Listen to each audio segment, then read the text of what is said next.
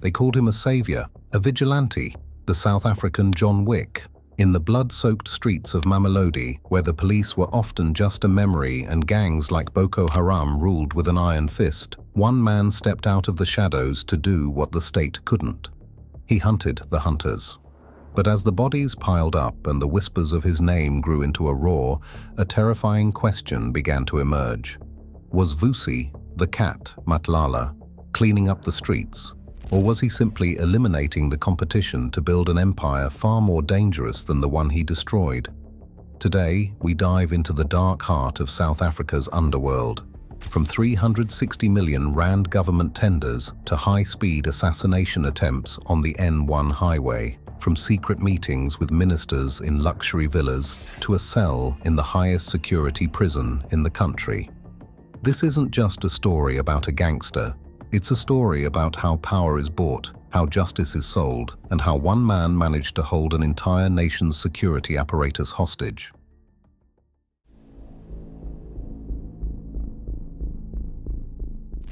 In Mamelodi, fear isn't an abstract concept. It's a tax. For years, a gang known as Boko Haram, no relation to the Nigerian group, but just as ruthless, held the township in a vice grip. They didn't just rob people. They taxed existence. If you were a trader selling tomatoes on a corner, you paid them. If you were a construction company building a community clinic, you paid them. Even the taxi drivers, the toughest guys on the road, lived in fear of the protection fee. The police, they were there, in theory. You'd see the blue lamps flashing occasionally, but when the bullets started flying, the stations went quiet. The community was alone. Then, the whispers started. Small talk at the car wash, quiet conversations over beer at the local shebeen. They spoke of a shadow, a man who didn't fear the Boko Haram Izinkabi. Suddenly, the hunters became the hunted. Safe houses were being raided in the dead of night, not by the police tactical response team, but by a group of men who moved like ghosts. High-ranking gang members began to disappear. Some were found in shallow graves, others simply vanished, leaving behind only the scent of fear. This was the birth of the cat. According to intelligence reports that would later reach the highest levels of parliament, Vusi Matlala became known as the township's John Wick. He was the man you called when the law failed you. To the residents of Mamelodi, he was a hero. He was the barrier between them and the monsters. But here is the secret about vigilantes that history always forgets. Protection is a currency. When you provide the safety that the government cannot, you become the government.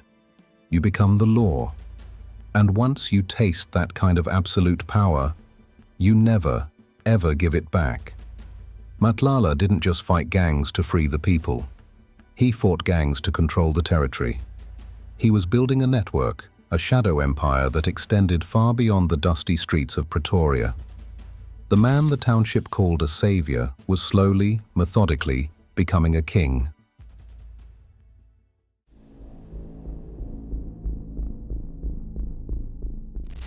While the public was busy cheering for their John Wick, Vusi Matlala was undergoing a metamorphosis.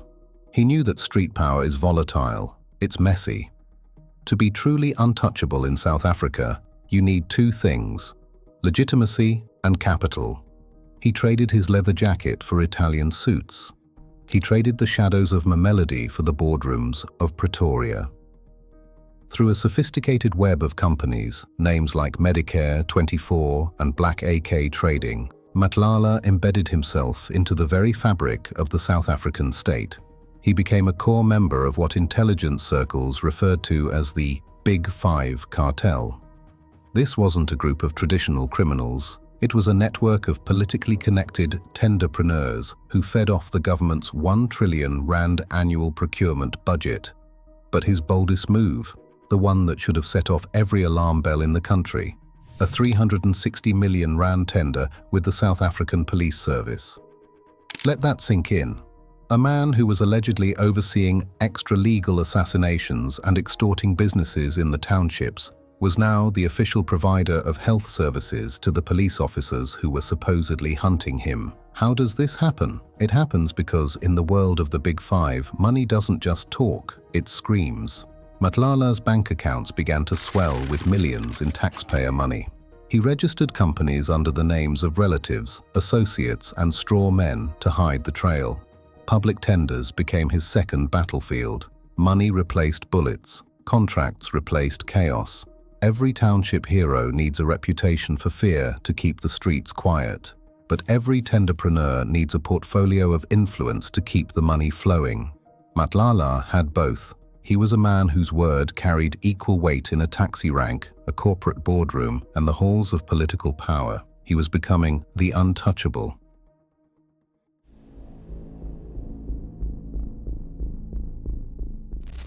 If you want to know how deep the rabbit hole goes, you have to look at the people Matlala claimed were in his pocket.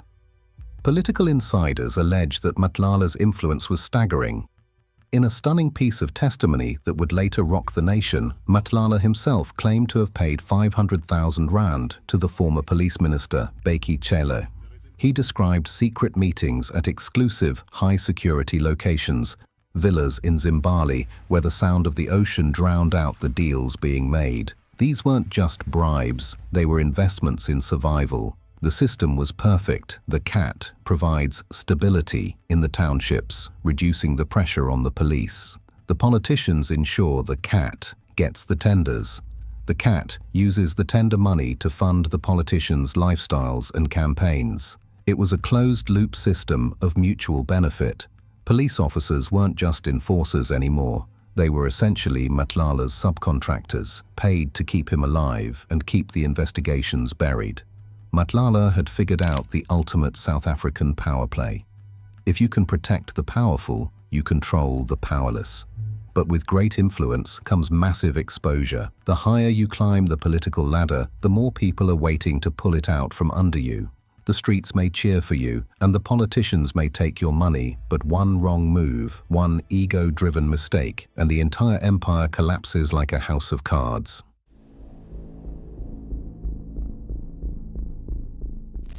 Despite his new life in the boardrooms, the cat never lost his edge on the streets.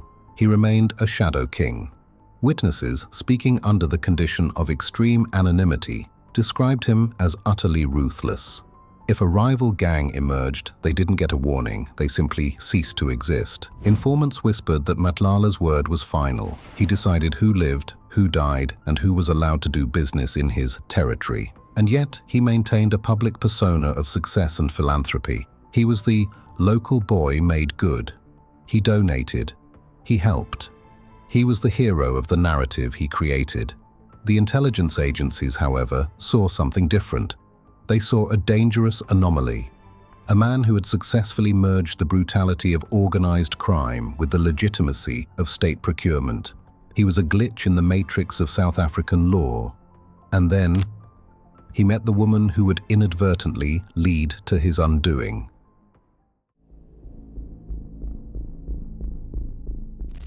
By 2023, Vusi Matlala wasn't just a name in police files, he was a name in the tabloids. He had started a high-profile relationship with Tebogo Thobejane, a famous actress from the hit show Muvango, a socialite and a powerhouse in the South African entertainment scene. This was the peak of the Matlala lifestyle. Lavish gifts, VIP events at the hottest clubs in Sandton, and a lifestyle that made the John Wick of Mamelodi look like a distant memory. He was living the dream. But in the underworld, love is never just love. It's a liability. When the relationship soured, it didn't end with a "we're staying friends" Instagram post. It ended in a hail of bullets. October 2023. Tebogo Thobejane was driving on the N1 highway, one of the busiest arteries in South Africa. A car pulled alongside hers. This wasn't a robbery. There was no attempt to take the vehicle. It was a professional hit. The gunman opened fire, spraying the car with lead. Thobejane survived by some miracle, but her friend was left paralyzed. The message was sent, but the target was missed. The investigation into the N1 hit didn't lead to a random gang member. All roads led back to Vusi Matlala. This was no longer township justice. This was an assassination attempt on a public figure on a national highway. For the first time in his life, the cat was facing a level of heat he couldn't just bribe away. The media was watching, the public was outraged, the spotlight was now so bright that his political protectors began to step back into the shadows.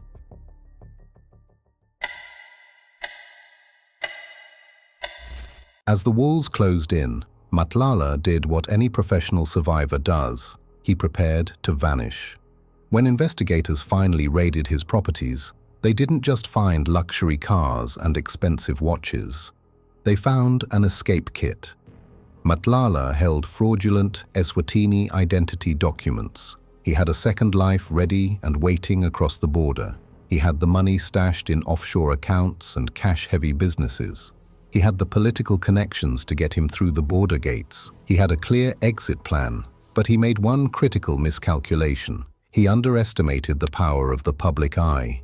In the past, his cases disappeared because no one was looking. Witnesses vanished because no one cared. But in 2025, the media was relentless. Social media was tracking his every move. The cat was trapped in a room where every exit was being watched by millions of South Africans. He couldn't vanish. He couldn't buy his way out. For the first time, the untouchable was within reach of the law.